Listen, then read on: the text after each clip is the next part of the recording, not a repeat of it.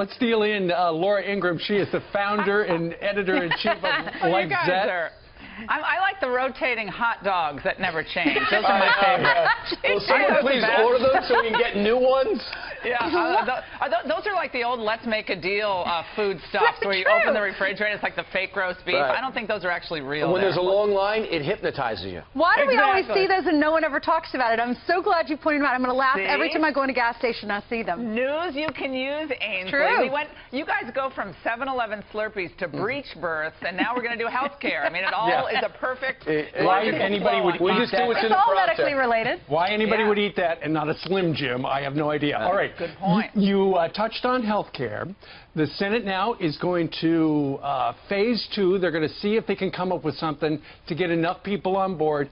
What does your gut tell you? Because right now the math is not in Mitch McConnell's favor. Yeah, the math isn't there. Vice President Pence came on my radio show yesterday and said they're close. And I pressed him and I said, are you in constant contact with Mitch McConnell? Because in my mind, this is do or die for him. This is a test of his leadership in the U.S. Senate.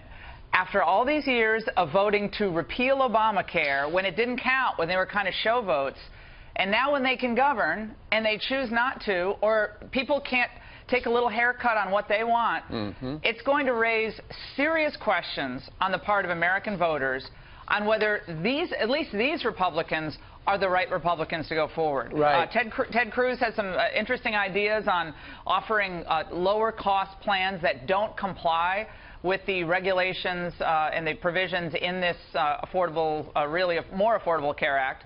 I'm not sure they're going to get the votes on that. You have 2 or 3 senators who are liberal Republicans who are happy with expanded Medicare and have become, frankly, like a lot of these governors, guys. They've become like drug addicts. You have to wean them off of narcotics with something like methadone or something because they became addicted to expansion of Medicaid dollars.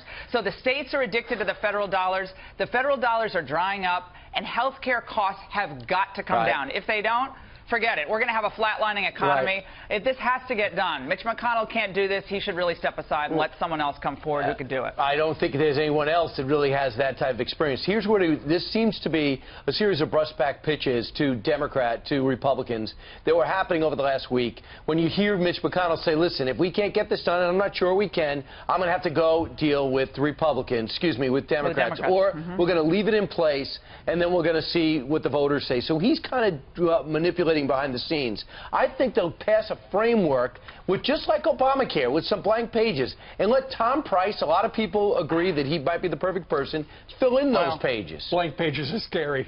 Well, another thing they could do, of course, is to repeal Obamacare, leave a 2 or 3 year grandfathered period of time in place where it could be a slow wind down of Obamacare. Disaster. In that period of time, in the next 12 months, they get together, and they're going to have to get together with some Democrats, and they come up with a framework that will actually lower the cost of health care, including a wide range of options on transparency and prescription drug prices, which they do not deal with in this legislation. So that all has to be done. But the easiest way to do this is to repeal and have a slow phase out, not abrupt. No one will get thrown off their coverage. That gives them a little breathing room. And frankly, a lot of these Republicans, you can tell by their comments, they really do want to kick the can down the road. But they have a deadline, and they have to get it done. It's frustrating for the Republicans that I talk to. They're saying we elected the president, we have the Senate, we have the House. We thought we were going to get everything passed quickly, and that has not happened. Look at health care. One day we're saying the moderates want this, the conservatives want this, this senator wants that, this House member wants that. The American people, they're not keeping up with all that. They just want it passed. But they also want it to work. Right, and think about the fact that in November, everybody was shocked the day after the election because this man, Donald Trump, surprised everyone. The consultants, the pundits, the Bushes, the Obamas, the Clintons. He surprised everyone. They weren't voting for tinkering around the edges. They were voting for a radical transformation of these programs and policies that have failed the American people. They don't want a little snip here and a little snip there. They want this fixed in a profound way. And the Republicans that are not willing to do this because their governors and their states are addicted to federal dollars, they still don't understand why he won. And the White House has to have an all-out, clear push for the health care plan that we need. And I think there's some room for improvement for the communications for the Republicans who have good ideas in the Senate, the House, and the White House. They have to have a push. The Democrats are pushing resistance 24/7. They have Hollywood. They have all these guys getting arrested on Capitol Hill every day, sitting in because, you know, pre-existing condition people are going to get hurt. They have to do the opposite. We need health care freedom in America. Health care freedom. Yeah, I wouldn't mind a presidential speech. Real quick, on the Donald Trump Jr. story and Russia, they accelerated just a little bit. Evidently, 3 people saw an email from this Ron Goldstone to Don Jr. that said, I have information from the Russian government that's damaging. Where's this story going? I watched the last Science Special Report, you know, and there's some mistakes that the administration has made in exposing this stuff early. I think, again, any contact with anyone related to Russia, anything related to Russia, it has to be put out early, and it has to be really clear and transparent. On this issue, I do believe in what I know. This is a pal of Don Trump Jr. He wasn't all that informed on what the person wanted. He's like, oh yeah, he's a friend of mine. I'll get him in. During the campaign, these guys are getting thousands of emails. Okay, I know because I was talking to them, and I don't know how much they read. I don't know how much he understood about that. But one thing he did not get before that meeting is that this was going to be some person really connected with the Russian government. This was a friend of his who had business in Russia and had business with the Trump Corporation, or potential business, his father. And so it's like, yeah, we'll meet with anybody. The Clintons were meeting with everyone who could hurt Trump. Journalists, you know, we're getting help from Donna Brazile to the DNC during the debates. They were meeting with everyone, anywhere, anytime to get their war room going. So I think this is a big nothing. But again, anything connected to Russia, you have to be transparent about. Otherwise, it's the appearance, even if there's nothing there. It was an expensive meeting. Nothing came out of it, and now he's had to hire an attorney. That's right. 20 minutes, exactly. And the hypocrisy where, according to Politico, you know, the Ukrainian officials met with the DNC to try to figure out how to discredit Donald Trump. Yeah, but Ken Vogel. And Hillary's team was happy to get any information they could from anyone. They know it. I think the American people know it. The issue we were talking about before is what people want traction on. Indeed. All right. Meanwhile, let's talk a little bit about the President of the United States. He's been up about an hour ago. He tweeted this out. The Senate Democrats have only confirmed 48 of his 197 presidential nominees. They can't win, so all they do is slow things down and obstruct.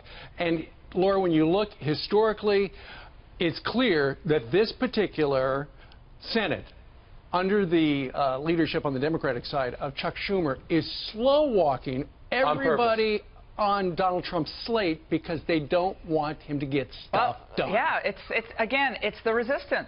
I mean, you have to hand it to Schumer. I mean, they can't do a lot, but they can slow things down, and they can make departments virtually not unworkable, but really crippled in their ability to do their mission. That's resistance.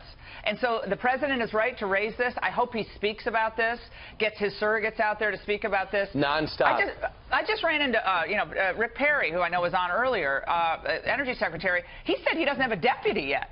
We don't have a Solicitor General. What does that mean for the American people? What does that mean, The American people cannot get effective government if the key players in each department are not in place. We didn't vote for Obama's holdovers. We voted for fundamental transformation of government and an economy that works for a broad base of Americans. The American people are being hurt because we don't have the players on the field. Listen, we have to expose Schumer on this. This is not up for debate. This is a fact. Schumer is flat out lying. They got off to a slow start. They'll go into, if you read the lead editor of the Wall Street Journal, they'll go into detail on what exactly they're doing. Senator Langford's got an answer. It's time for Republicans. Yeah, it's time for Republicans to stand up because not that you're a Democrat. This is anti-American. We have no government. Now, can I just say, I know we're out of time, but John McCain, Lindsey Graham, Jeff Flake, Ben Sasse, all these people who spend 24/7 trashing Donald Trump on foreign policy. It would be nice on occasion if they stood up and said, you know, we have some disagreements with the president, but he deserves to have his team in place at the Energy Department, Defense, State, White House employees still not in place. That is resistance that is intolerable and hurting the American people. On occasion, it would be nice if some of these guys who are always trashing Trump would help on this. But it's like crickets. You don't hear from them at all on this. Now they will. I think people understand. Thanks so much, Laura. Always great to hear from you. Thank you, Laura. Great to see you.